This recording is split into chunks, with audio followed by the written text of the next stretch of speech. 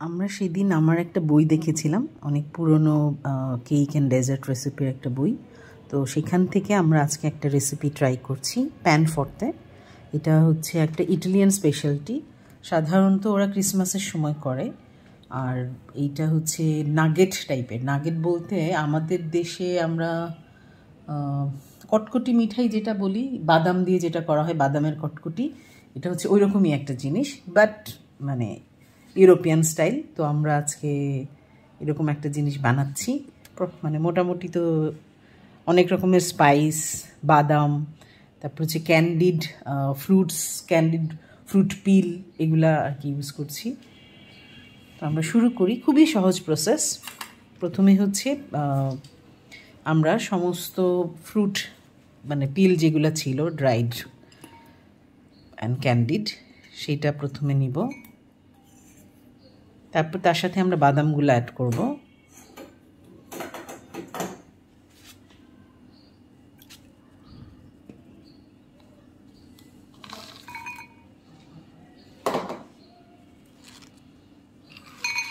তারপর এটা মিশাবো আর কি, যাতে বাদাম আর ফ্রুট পিলগুলা একসাথে হয়।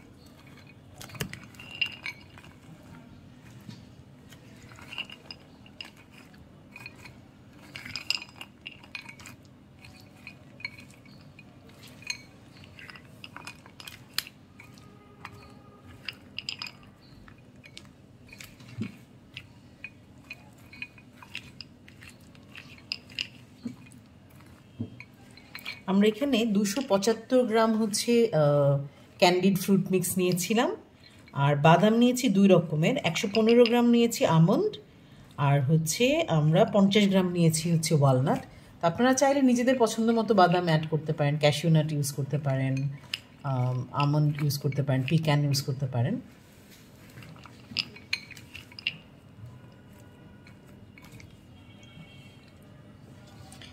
তারপর হচ্ছে আমরা এখন মশলাগুলো দিব।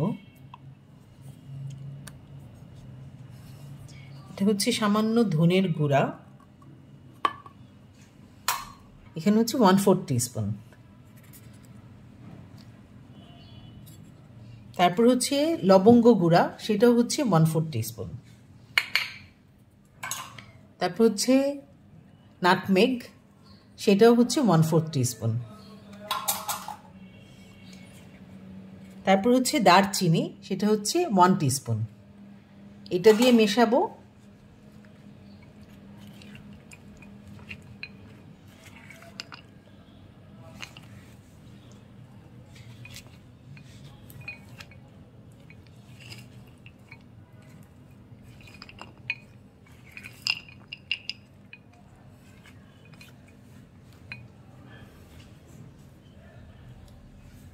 তারপর হচ্ছে আমরা ময়দা দিব।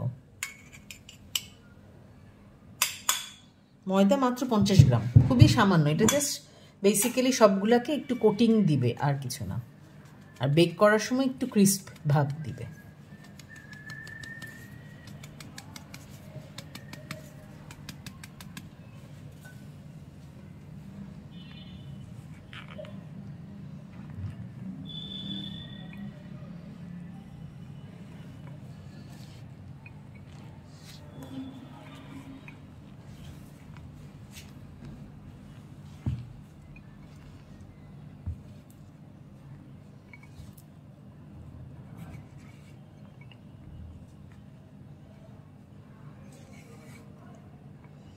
এটাকে এখানে মিশিয়ে আমরা রেখে দিব, এভাবেই থাকবে। এরপরে হচ্ছে আমরা সুগার সিরাপটা বানাবো আগে।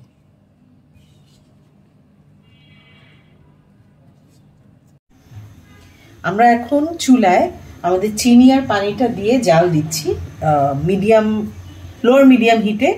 আমরা এটা পুরা চিনিটা গলে যাবে, গলে যাওয়ার প্রায় কিছুক্ষণ পরেই এটার টেম্পারেচারটা 115 ডিগ্রির মতো উঠে যাবে। 115 ডিগ্রি উঠলে আমরা এটা নিয়ে আমাদের আগের যে বাদাম ফলের মিক্সটা, সেটার সাথে মিশাই ফেলবো।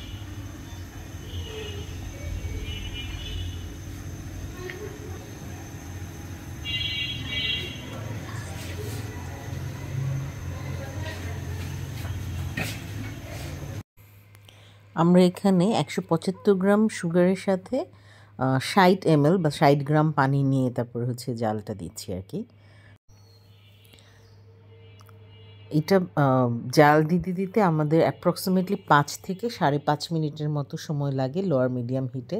তো আপনাদের আমার যেমন ইনফ্রারেড থার্মোমিটার আছে, আমি থার্মোমিটার দিয়ে একটু পরপর চেক করে দেখছিলাম যে আমার 115 ডিগ্রির কাছাকাছি হয়েছে কিনা। 115 116 হয়ে গেলেই আমি সিরাপটা নামাই ফেলবো আর কি।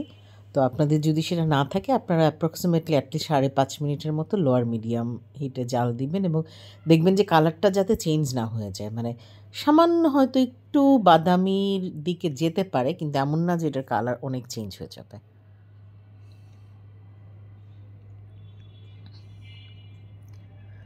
আর 115 ডিগ্রিতে যাওয়ার সাথে সাথে আমাদের হিটটা বন্ধ করে দিতে হবে। চলো এখন সিরাপটা হচ্ছে আমরা আমাদের সেই ফ্রুট বোলের মধ্যে মিশিয়ে তারপর হচ্ছে প্যানে ট্রান্সফার করে বেক করতে দিব।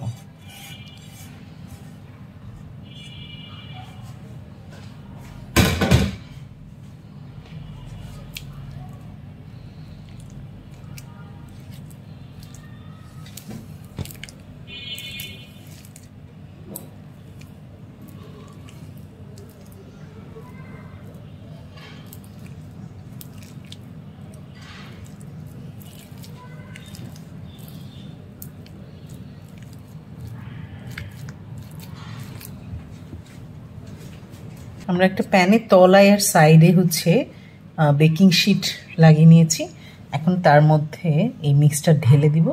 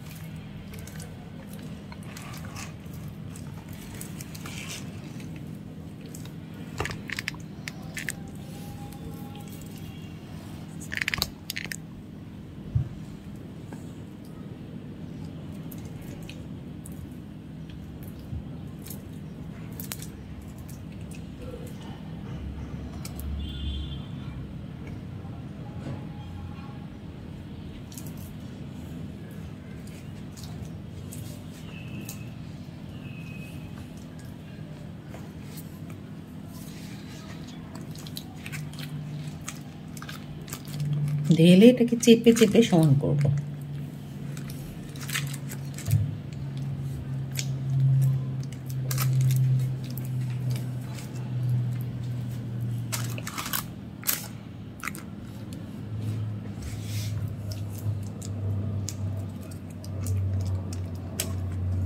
আমরা 180 ডিগ্রি প্রিহিটেড ওভেনে দিয়েছিলাম। এখন হচ্ছে আমরা একে 25 থেকে 30 মিনিট বেক করছি।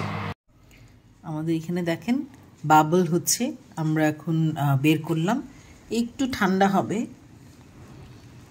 ঠান্ডা হওয়ার পরে আমরা একটু আইসিং সুগার দিয়ে ডাস্ট করে তারপরে হচ্ছে কেটে সার্ভ করব। তো সেটা আমরা একটু পরে দেখছি। আমরা সামান্য উপরে একটুখানি আইসিং সুগার ডাস্ট করব। আমরা ডিমোল করে নিয়েছি।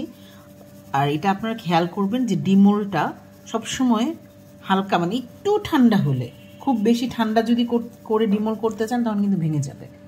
আপনারা একটু ঠান্ডা হলেই ডিমোল করবেন, করে তারপরে হচ্ছে আমি উল্টাই দিয়েছি, কারণ আমার কাছে ওই মানে যেটা ফ্রন্ট টপ ফ্রন্ট যেটা ছিল সেটার চেয়ে উল্টাটা দেখতে বেশি সুন্দর লাগতেছে। এরপরে হচ্ছে জাস্ট